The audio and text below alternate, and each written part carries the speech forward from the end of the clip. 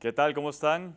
Bienvenidos, bienvenidas a Conciencia, un espacio que pretende ser una especie de rendición de cuentas para explicarle a usted cómo invertimos los fondos públicos en las instituciones públicas, en las universidades públicas, en el tema de la investigación, y un espacio donde hablamos de ciencia, particularmente ciencias básicas y ciencias de la salud. El día de hoy nos acompaña el doctor Luis Bernardo Villalobos Solano. Él es médico de formación y con una maestría en salud pública. Bienvenido, Luis Bernardo. Muchas gracias, Gustavo, por la invitación y felicidades por este excelente programa. Y bueno, hoy quisiéramos conversar sobre lo que estamos haciendo en el programa de investigación en políticas de salud de la Escuela de Salud Pública. Y el programa surge en el año 1994 y se ha venido renovando, como está establecido en la normativa universitaria, por periodos aproximadamente de 5 años hasta la fecha. O sea que ya cumplimos mayoría, por lo menos pasamos de la adolescencia temprana, ¿no? Me llama mucho la atención el enfoque que ustedes le dan, porque no es solo cuál es la situación de las emergencias médicas en Costa Rica, sino en Latinoamérica. Eso me lleva a preguntarle, Luis, antes de desarrollar el proyecto, ¿qué los lleva a ustedes a pensar de que hay que hacer una investigación o un análisis del servicio de emergencias médicas en estos países? Bueno, tal vez para contextualizar un poco por qué abordamos el tema de las emergencias médicas en el programa de investigación. Porque las emergencias médicas en nuestros países son uno de los principales asuntos del foco de atención de las políticas públicas, o deberían ser uno de los principales focos de atención de las políticas públicas en salud. ¿Por qué? Bueno, porque solo en el mundo por año estamos hablando de 6 millones de personas aproximadamente que tienen alguna situación de emergencia que lamentablemente termina en muerte. En muerte, ¿verdad? Ajá. Y alrededor de 100 millones de discapacitados. 6 millones muertes y 100 millones de discapacitados. Y 100 millones de discapacitados. Entonces imagínense Producto cómo no de va una a emergencia, obviamente tiene un tremendo impacto. Claro, pero entonces... ¿Cuáles son esas cifras equivalentes en nuestro país? ¿Las maneja, Luis? Bueno, en nuestro país se presentan un poco más de atención, digámosle, de los hospitales.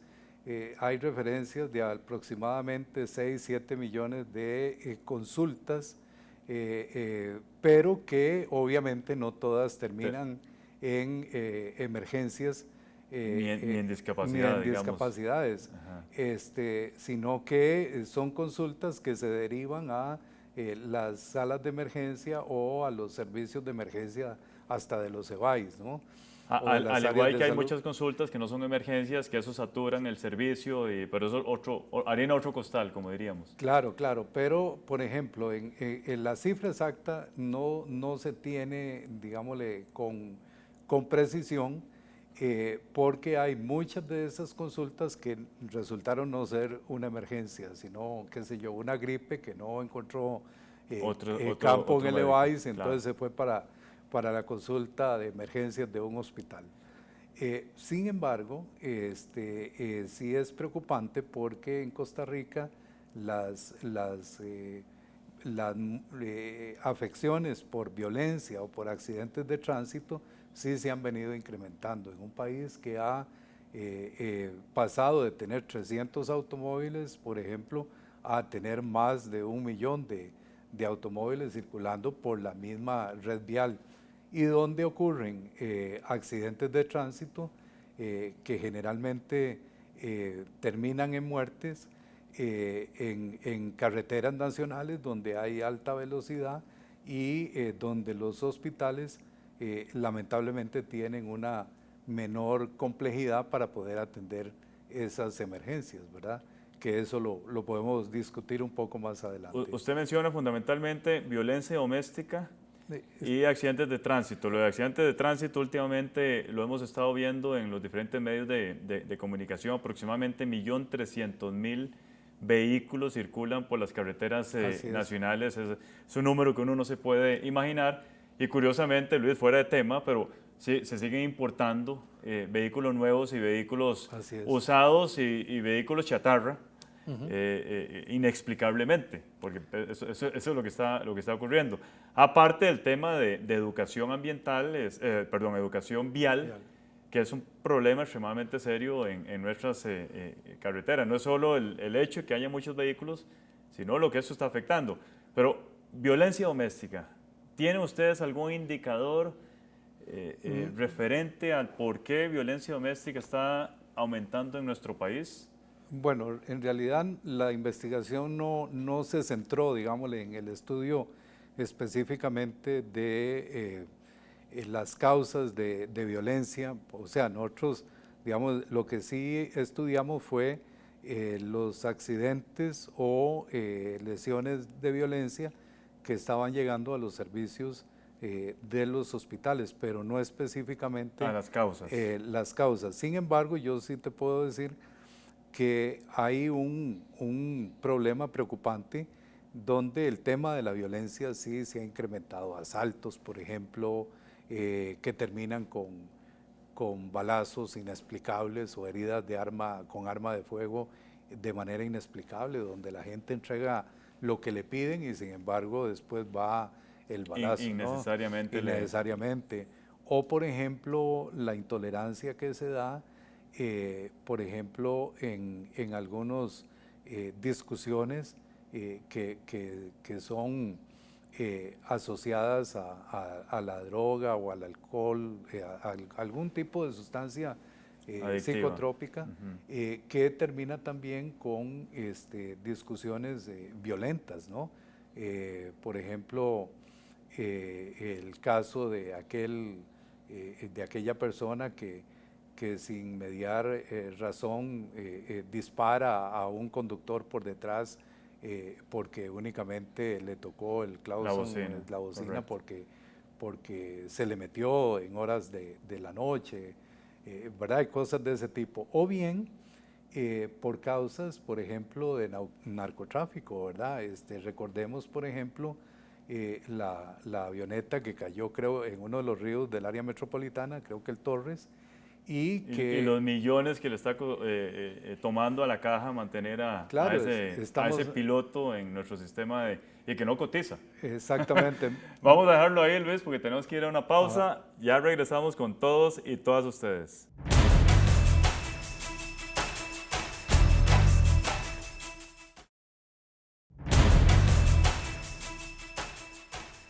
Continuamos con Conciencia. Hablamos el día de hoy con el doctor Luis Bernardo Villalobos sobre los servicios de emergencias en Costa Rica y en Latinoamérica. Cerramos el segmento anterior, Luis, hablando casualmente de un caso muy puntual, aquella avioneta que se estrella con cantidad de droga, y terminamos diciendo de que eso evidentemente representó o le está representando a la caja costos exagerados, y así habrán muchas otras situaciones que evidentemente merecen atención de una u otra manera. ¿Qué hacer en este tipo de casos? Y le quiero preguntar, relacionado con lo anterior, que si realmente nosotros tenemos todo articulado de tal forma que es suficiente el servicio, o está bien el servicio de emergencias que tenemos a nivel nacional.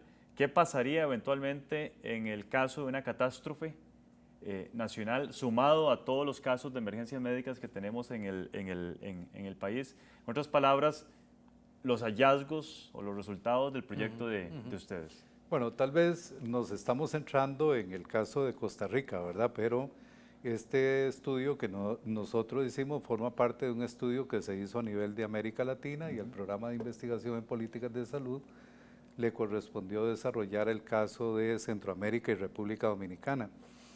Ahora, en el caso particular de Costa Rica y yo diría de Panamá, somos dos países más particulares, ¿verdad? Porque en efecto, en el caso nuestro, tenemos un 911, que es un sistema 911 que articula los esfuerzos de diferentes instancias, Ministerio de Seguridad Pública, la Cruz Roja, la Comisión Nacional de Emergencias, el Ministerio de Salud, la Caja, el Patronato Nacional de la Infancia, los bomberos, y le permite al país manejar más o menos un enfoque integrado. Ahora bien, si nos vamos a las diferentes fases, uno podría decir, bueno, ¿cómo se está atendiendo las emergencias en nuestro país? Y acá voy a hacer un paréntesis. En este estudio nos colaboró el doctor Daniel Quesada, que es un experto en emergencias, y también participó el doctor Horacio Chamizo, que es geógrafo, y el el máster Mario Piedra, que es sociólogo. Y entre los cuatro, con 4 disciplinas analizando el problema, vimos cosas muy interesantes. Por ejemplo, a nivel prehospitalario, la Cruz Un claro Roja, ejemplo de un trabajo multidisciplinario. exacto, y de lo que es la investigación multidisciplinaria, y que luego habría que ver si esto genera una publicación, todas las críticas que se hacen bueno, el puntaje asignado, etcétera, pero eso es motivo de otra discusión. Pero lo interesante acá fue que nosotros identificamos, bueno, en atención prehospitalaria, la Cruz Roja o los bomberos. La Cruz Roja tiene un sistema que se llama de soporte avanzado, soporte básico y soporte avanzado. Igual que los bomberos, que dan soporte esencialmente avanzado. Pero lo interesante de esto es que eso está regulado por el Ministerio de Salud. Ahora bien, no en todas las áreas de nuestro país hay soporte avanzado. Por ejemplo, si cualquier persona sufre un accidente en una carretera nacional, es muy difícil que llegue a tiempo en esa hora de oro que llaman los emergenciólogos el soporte avanzado. Tendrá que ser atendida mediante soporte básico. Entonces, cuando uno ve los accidentes que ocurren en el país, violentos, o por ejemplo los infartos, porque también estamos pensando solo en emergencias de accidentes u otro tipo de violencia, pero enfermedades crónicas que degeneran en, por ejemplo, una descompensación diabética, un infarto de miocardio, un accidente vascular cerebral, un cuadro de insuficiencia respiratoria aguda, etcétera, que también termina en emergencia, y que no recibe soporte avanzado, y si lo requiriera, muchas veces no le va tan bien a la persona. Y no le va tan bien, ¿por qué? Porque en esa hora de oro pueden llegar a un hospital que algunas veces no tiene la tecnología apropiada para poderlo atender. Lamentablemente somos un país muy centralista, muy centralizado, y la tecnología de más alta complejidad está en el Valle Central, ¿verdad? Sobre todo aquí en San José, en estos pocos kilómetros. Casualmente me iba a referir a eso. ¿Está saturado el servicio de emergencias médicas en nuestro país? Yo no diría que está saturado. Yo creo que requiere una mejor organización y una mejor articulación del sistema, pero Costa Rica tiene, y esto yo creo que es algo muy interesante que nosotros encontramos en la investigación, tiene un sistema más o menos articulado de red de servicios de salud, y a cargo de una sola institución, como en este caso la Caja. En otros países eso es más difícil. Por ejemplo, en Dominicana tiene que coordinar el Ministerio de Salud con el Seguro Social, o por ejemplo en el caso de Colombia, por ejemplo, o en el caso de El Salvador, o en el caso de Honduras. Entonces ahí yo creo que nosotros tenemos una clara muestra de lo que sería una red de servicios de salud, pero requiere una mayor coordinación. ¿Y mayor coordinación en qué sentido? Porque a la hora de hacer un análisis de las emergencias, que no eran tales emergencias, en muchos de los hospitales de nuestro país, sobre todo los rurales, se están atendiendo muchas emergencias que no son emergencias, o sea, que no son verdaderas emergencias, o sea, son consultas de atención médica ordinarias. Claro. Y eso está generando una recarga de los servicios, pero también lo que está mostrando es una insuficiencia de la atención que se está dando en los EVAIS o en las clínicas que están adscritas a esos hospitales. Y ahí es donde yo creo que hay que que organizar. Ahora, para un desastre, por ejemplo, nosotros hemos tenido 2 eventos en los últimos años grandes. El terremoto de Cinchona, que creo que no, es decir, el sistema respondió adecuadamente, y aparte de eso, la Caja, todos los hospitales de la Caja se han venido preparando para un eventual, por ejemplo, actividad sísmica más allá de lo normal. Y yo creo que ahí podríamos decir que el país se ha anticipado. Y después el huracán Thomas, que afectó 43 municipios, y sin embargo se resistió, el sistema resistió. Ahora bien, un evento masivo, digámosle, que atacara la gran área metropolitana, que rompiera acueductos, por ejemplo. No lo hemos tenido en este momento. No lo hemos tenido, y Dios quiera que no lo tengamos, porque todavía... ahí sí nos veríamos un problema, sí, claro, bastante y vea usted serio. lo que está pasando con el hueco de la autopista la General Correcto. Cañas, ¿verdad? Donde Permítame hacer una pausa, Luis, y ya regresamos con todos y todas ustedes.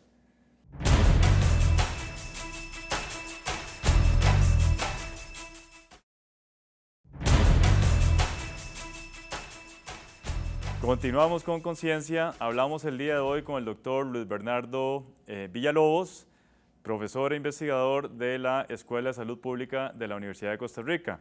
Decíamos en el segmento anterior, estamos casualmente introduciendo la potencial situación de un evento, una catástrofe, de algo realmente, una verdadera emergencia en el Valle Central o en la gran área metropolitana donde tenemos la gran concentración de la población costarricense, Luis. ¿Tendríamos respuesta adecuada ante una eventual situación de esta naturaleza? Bueno, yo creo que, como te decía, los eventos últimos han mostrado que sí, que el país ha venido preparándose. Sin embargo, creemos que se debe tener una mayor o una mejor coordinación entre las diferentes instancias, y ahí las universidades tenemos un papel que fue visualizado por las autoridades de las instituciones que nosotros con las que trabajamos, muy importante. ¿Por qué? Bueno, porque las universidades pueden ayudar, por ejemplo, a desarrollar sistemas de información más efectivos, más eficaces. Las universidades pueden colaborar con una mejor capacitación de recurso humano, como lo han venido haciendo, pero igualmente pueden poner al servicio de las instituciones públicas una serie de tecnologías que nuestras universidades han venido desarrollando. Por ejemplo, el tema de las emergencias médicas, y ahí es muy interesante porque es un tema que no aparece en la política pública de salud. A la hora de indagar la política pública de salud, si ustedes se meten, por ejemplo, a las páginas del Ministerio, de la Caja, el tema se toca de manera muy tangencial. Los servicios de emergencia son servicios que son vistos en los hospitales, me refiero, como estaciones de paso, ¿verdad? O sea, yo llego... Temporales. Exactamente. Estabilizo a la persona, pero esa persona después sigue a sala de operaciones o sigue al servicio de unidad coronaria o al servicio de neumología o a cuidados intensivos. Y por lo tanto el servicio de emergencia no se mira como un servicio más, ¿verdad? Entonces eso ha hecho que ellos se conviertan en una especie de pararrayos, pero es un pararrayo social, como nos decía una persona de las que entrevistamos.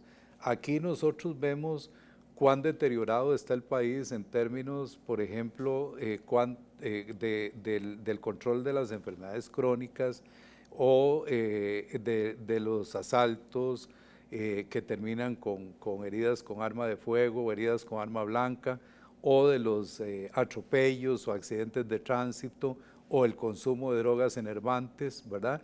Y es como una síntesis de lo que se ha dejado de hacer en la política social y particularmente en la política de salud y particularmente en promoción de la salud, entonces que luego llega a los hospitales. Ahora que hablamos de política y hablamos de concentración en la GAM, en la gran área metropolitana, ¿Qué piensa usted, Luis, de la regionalización de los servicios de emergencia? Bueno, de hecho se ha venido haciendo y la Caja tiene hospitales regionales que cada vez más están mejorando su capacidad con especialistas.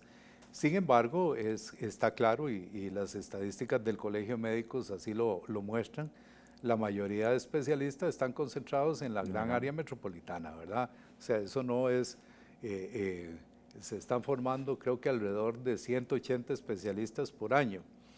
Y de esos 180, no recuerdo el dato exacto, pero sé que 70% deben estar trabajando en la GAM. Entonces, el servicio de emergencias de un hospital regional puede tener incluso una buena capacidad en términos tecnológica, de instrumentos, etcétera, pero no tiene el especialista. Por ejemplo, puede tener el mejor equipo de anestesia o el mejor equipo de rayos X o el mejor tomógrafo o el mejor, ¿cómo se llama?, equipo de ultrasonido, pero no tiene los especialistas en radiología, no tiene el especialista en anestesia, no tiene el especialista en cirugía o en neurocirugía, ¿verdad? Y entonces de nada sirve tener todo lo otro. Claro, claro, exacto. Estamos suficientemente articulados, y perdone que insista con eso, me interesa la Comisión Nacional de Emergencia, Ministerio de Salud, la Caja Costarricense y las otras entidades que tienen que ver con servicios de emergencias. ¿Estamos haciendo bien las cosas? ¿Usted es optimista en ese sentido? A ver, yo creo que en los últimos años sí se ha visibilizado un mayor papel de coordinación entre esas instituciones. A mí me parece, de lo que nosotros vimos a nivel, por lo menos de la revisión documental y las entrevistas que hicimos, que hay una alta voluntad política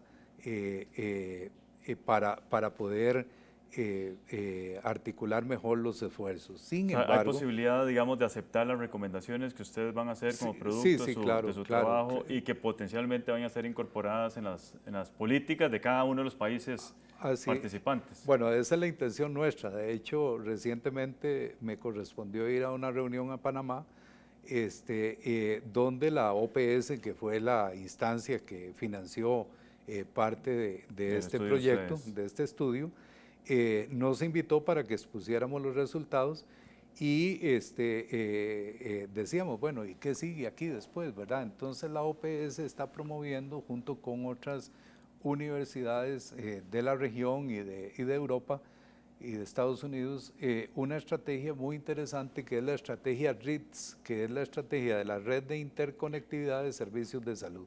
Es decir, lo que se requiere es articular muchísimo mejor los servicios de salud, no los servicios de atención médica, correcto, sino empezar a ver cómo se articulan las municipalidades que brindan algunos servicios que tienen que ver con la salud de la población, aguas para consumo humano, servicio de disposición de desechos sólidos y líquidos en algunos casos. La misma Cruz Roja, el mismo Cuerpo de Bomberos, Cruz Roja, todo eso tiene que estar articulado. Exacto. El Ministerio de Ambiente, por ejemplo, que tiene que ver mucho porque uno de los temas de las emergencias que están llegando es justamente por el gran deterioro ambiental que ha habido en la región, ¿verdad? Como parte de las actividades humanas. Solo en América Latina, por ejemplo, en el último quinquenio se presentaron alrededor de 6 millones de emergencias ocasionadas por problemas de enfermedades crónico-degenerativas, mala nutrición, problemas de accidentes de tránsito, muertes violentas, etcétera. Y es una presión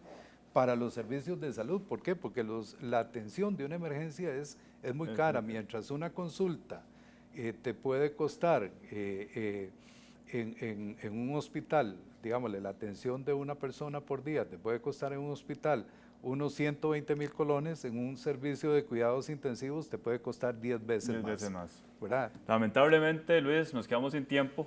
No, pero... demasiado interesante y mucho de qué hablar en este tópico de los servicios de emergencia, y nos vamos optimistas de que realmente se están haciendo relativamente bien las cosas en nuestro país. Sí. Muchísimas gracias, Luis, por su asistencia y participación en Conciencia. Muchas gracias a ustedes, todos y todas ustedes, y los invitamos a continuar con la programación de Canal 15.